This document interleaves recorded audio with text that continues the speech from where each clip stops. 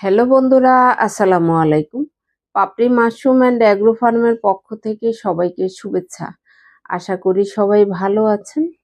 একজন শ্রদ্ধেয় উদ্যোক্তা তার সিলিন্ডারের ছবি দিয়ে জানতে চেয়েছেন যে তার এই সিলিন্ডারটি কেন নষ্ট হয়ে গেল, এটা কারণ কি। তার উদ্দেশ্যে মূলত এই ভিডিওটি করা, কিন্তু এর আগেও এই ধরনের অনেক মেসেজ দিয়েছেন, কিন্তু আসলে তারা নিজেরাও জানেন না সঠিক পদ্ধতি কি। অনেকেই আছেন ইউটিউব দেখে করেন, তাদের জন্য আমি আলাদা আরেকটা ভিডিও বানাবো, জেনে নেবেন। কিন্তু যদি আপনি জানতে চান যে এটা কেন নষ্ট হলো, নষ্ট তো অনেকগুলো কারণে হতে পারে। এখন সেই কারণগুলো তো আপনাকে নিয়ে আমার আলাদাভাবে বসা সম্ভব না। যে আপনি যেহেতু আমার উদ্যোক্তাও না বা আমার কাছ থেকে স্পুনও নেননি, আমার কাছ থেকে প্রশিক্ষণও নেননি, তাহলে আপনি যে পদ্ধতিটা করেছেন, যেখান থেকে শিখেছেন, আপনার সব থেকে ভালো হয় তার কাছ থেকে পরামর্শ নেয়া। আর যদি আপনি ইউটিউব দেখে করেন, তো সেক্ষেত্রে তো আপনি কোন পদ্ধতি অবলম্বন করেছেন সেটা সঠিক পদ্ধতি কিনা বা সঠিকভাবে আপনি বুঝতে পেরেছেন কিনা সেটাও আপনাকে জানতে হবে। কিন্তু আপনাকে নিয়ে রিসার্চ ছাড়া কেউ বলতে পারবে না যে প্যাকেটটা কেন নষ্ট হলো। সেটা আপনাকেই আইডেন্টিফাই করতে হবে যে কেন নষ্ট হলো।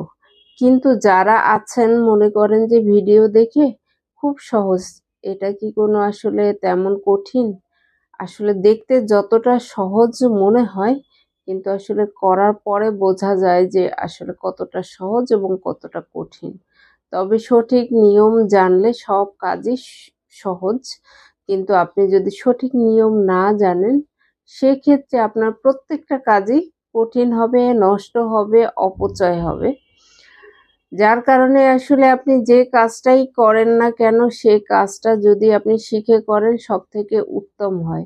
কিন্তু এভাবে যদি বলেন যে এটা কেন নষ্ট হলো, সেটা তো আসলে ছবি দেখে বোঝার কোনো উপায় নেই, বা কেউ বলতে পারবে না কেন নষ্ট হলো। নষ্ট তো অনেক কারণে হতে পারে। আপনি খড়টা ভিজা রাখতে পারেন, সঠিকভাবে হয়তো আপনি পরিশোধন করেন নাই, অথবা আপনার খড়ের মধ্যে পানি ছিল, যে পর্যায়ে আপনার সিলিন্ডার বানানোর কথা হয়তো সে পর্যায়ে আপনি রাখতে পারেননি, বুঝেননি। তো এই বিষয়গুলো অনেক কিছু জানার আছে, না জেনে আসলে কাজ করা উচিত না।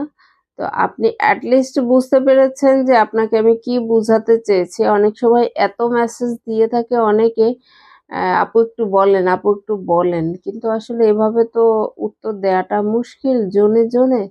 যার কারণে এই ভিডিওটা দিয়ে দিলাম, যাতে আপনার বুঝতে সমস্যা না হয় এবং বাকি যারা এই ধরনের প্রত্যাশা নিয়ে থাকেন যে আপু আমাকে বলল না, তো তারাও এই ভিডিওটি দেখে উত্তরটা পেয়ে যাবেন আশা করি। ভালো থাকুন, সুস্থ থাকুন এবং যে কাজটাই করুন শিখে করুন। ভালো থাকুন। আল্লাহ হাফেজ।